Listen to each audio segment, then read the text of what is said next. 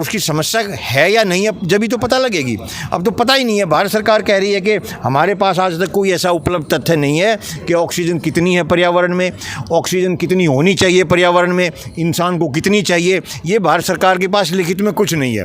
3-4 चिट्ठी लिखने के बाद, RTA लगाने के बाद उन्होंने मुझे एक जानकारी दी जिसमें ये लिखा कि हम आपको ये जानकारी दे रहे हैं, लेकिन कितनी चाहिए, कितनी होनी चाहिए, कितनी इंसान को चाहिए, लेकिन इसमें लिख दिया ऊपर दी गई जानकारी इंटरनेट के माध्यम से ली गई है।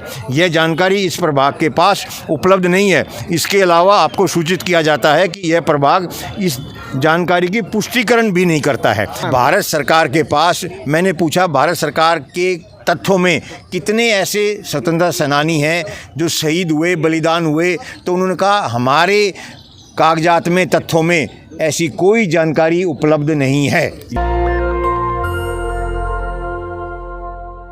मैं इस समय जंतर मंतर पर हूँ और मैं फिर कह रहा हूँ, जिस तरह की त्रासदी हुई है तुर्की में, पर्यावरण बहुत ज़रूरी है। अगर पर्यावरण नहीं बचाएंगे तो ज़िंदगी बहुत मुश्किल हो जाएगी। तमाम बातों के बाद पर्यावरण बचाने के लिए जो लोग भी काम कर रहे हैं उनके साथ आपको खड़ा होना पड़ेगा, क्योंकि फाइनली आपको सांस लेना ही है।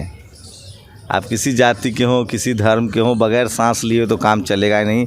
ऐसे एक शख्स हैं। क्या नाम है सर आपका? मेरा नाम हरपाल सिंह राणा है। मैं गांव कादीपुर, दिल्ली का रहने वाला हूं। तो क्या लिखा आपने? G20 सम्मेलन में ऑक्सीजन की बात हो, मतलब क्या मसला क्या है?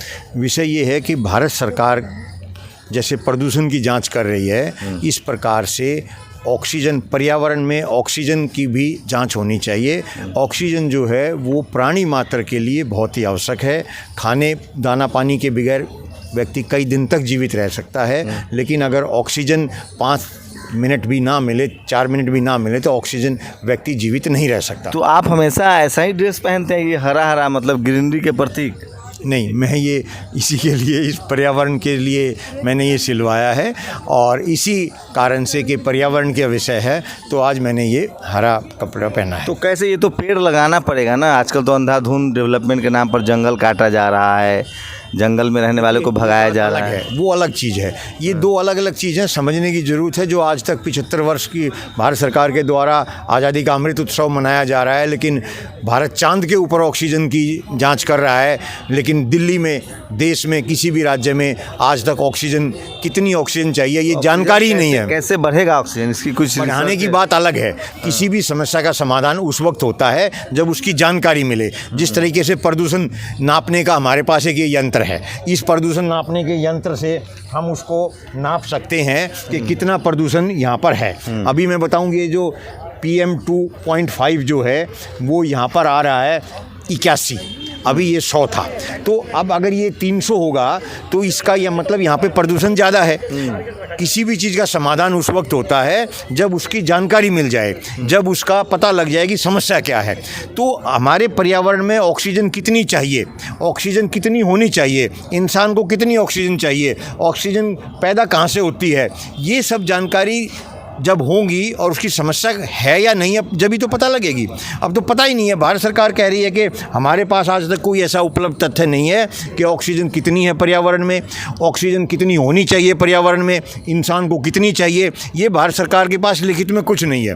3-4 चिट्ठी लिखने के बाद, RTA लगाने के बाद उन्होंने मुझे एक जानकारी दी जिसमें ये लिखा कि हम आपको ये जानकारी दे रहे हैं, लेकिन कितनी चाहिए, कितनी होनी चाहिए, कितनी इंसान को चाहिए, लेकिन इसमें लिख दिया ऊपर दी गई जानकारी इंटरनेट के माध्यम से ली गई है।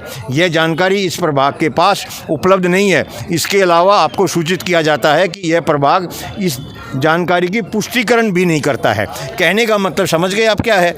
इससे बड़ा आश्चर्यचकित जवाब संसार में कहीं नहीं दिया होगा पर्यावरण के ऊपर, जो भारत सरकार मुझे दे रही है। और ये पर्यावरण मंत्रालय को भेज चुका हूँ। कौन है पर्यावरण मंत्री?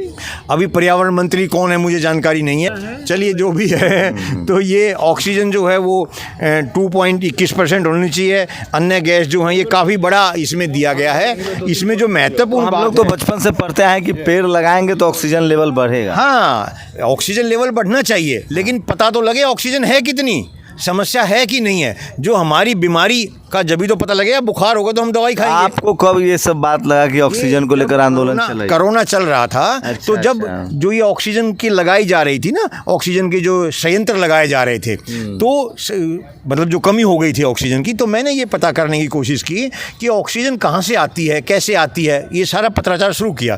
तो भारत सरकार ने कहा जी हमें पता ही नहीं है ऑक्सीजन कहाँ से आती है। वही जवाब ये है, 2 साल के बाद मुझे जवाब दिया गया है और उसमें कह दिया कि हमें इसकी जानकारी नहीं है। पेड़ पौधा ऑक्सीजन छोड़ते हैं, कार्बन डाइऑक्साइड लेते हैं। आती है, ये तो मुझे भी मालूम है, सबको मालूम है, लेकिन कितनी चाहिए, कितनी होनी चाहिए। टीवी वाले को पता है कि गाय भी ऑक्सीजन छोड़ती है, आपकी जानकारी है? बिल्कुल बिल्कुल, ये बाहर हमारे देश से बाहर का वो हुआ है, बाहर के विदेशों ने भी माना है इस बात के लिए कि गाय ऑक्सीजन छोड़ती है। कौन देश ने? और पता नहीं किस देश ने माना, इतनी जानकारी नहीं है मुझे, लेकिन भारत सरकार इसको नहीं मानती है। मेरा इसमें कट्टर हिंदू लग रहे हैं आप मुझे। मेरा ये आज़ादी को लेकर भी कुछ स्वतंत्रता सेनानियों का सम्मान में भी कहीं कोई कमी हो रही है?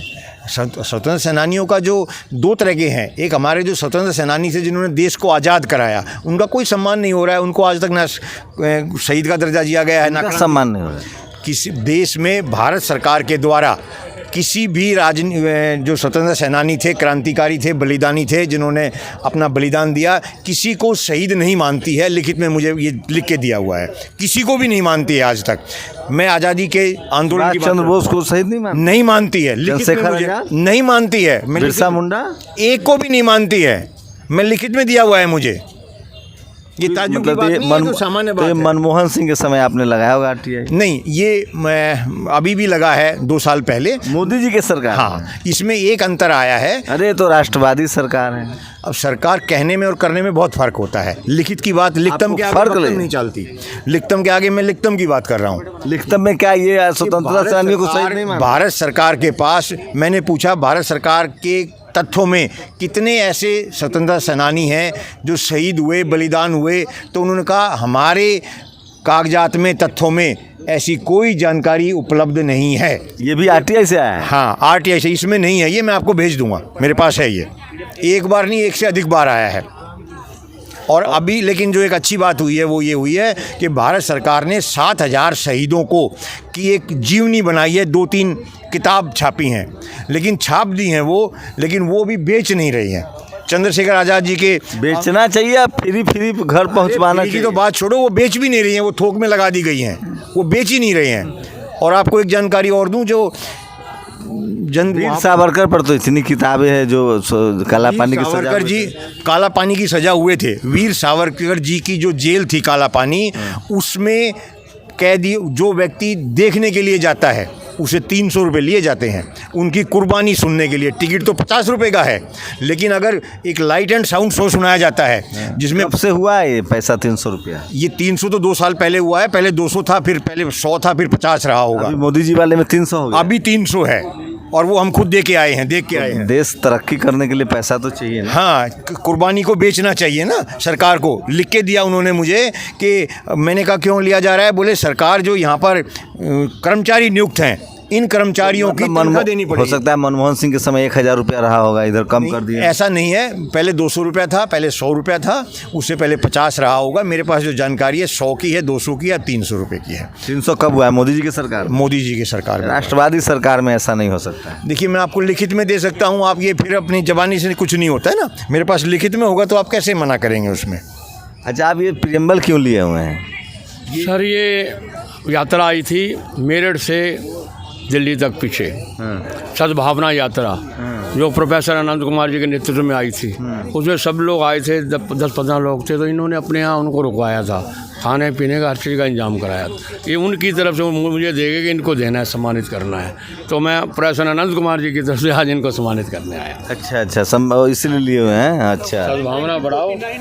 तो ये देखिए, ये लेकिन आपका ड्रेस बहुत अच्छा है, इसी से ग्रीनरी महसूस होता है, मतलब है ऑक्सीजन बढ़ जाता है। आपसे बात करके ऑक्सीजन बढ़ गया, इसीलिए सिमाया गया, इसी कार्यक्रम के लिए सिमाया। और मैं साइकिल पे आया था, अभी गांव कादीपुर से यहाँ तक लगभग 25 किलोमीटर के आसपास रहा होगा, इससे ज़्यादा। मैं साइकिल पे आपको पता है पर्यावरण बचाने का काम कर रहे हैं आप, अच्छा काम है, बहुत अच्छा काम। इसीलिए तो कर रहे हैं, अच्छा काम ही, अच्छे लोग अच्छा काम करते हैं। बहुत से साथी हैं अपने, ओमपाल हैं बवाना से, ये हैं राणा साहब हैं, एक अपना पीछे बैठे हैं बुजुर्ग, ये सब अच्छा काम ही यहाँ पे जो आ रहे हैं। फाइनली आपको नेचर को सेव करना ही पड़ेगा, क्योंकि सब कुछ नेचर पर है। और कौन लोग हैं जो नेचर के ख़िलाफ़ हैं, नेचर का जिस तरह से दोहन हो रहा है। एक दौर आएगा जब आप अपनी नस्लों के लिए सिर्फ बीमारी, दुश्वारियाँ और नेचर का जब आप दोहन कर लेंगे, नेचर को बचाएंगे नहीं। ये ठीक वैसे ही है जैसे आप सेविंग्स नहीं करेंगे, जो कमाएंगे उससे ज़्यादा खा जाएंगे तो कर्ज में जाएंगे। अगर आप प्रकृति को नहीं बचाएंगे तो अपनी आने वाली नस्लों की ज़िंदगी मुश्किल करते चले जाएंगे। चाहे आपका वो बच्चा हो, आप सब कुछ अपने बच्चे के लिए ही करते हैं ना, लेकिन अगर आप प्रकृति नहीं बचाएंगे तो आप अपने नस्लों को नहीं बचा पाएंगे। सोचिएगा ज़रूर।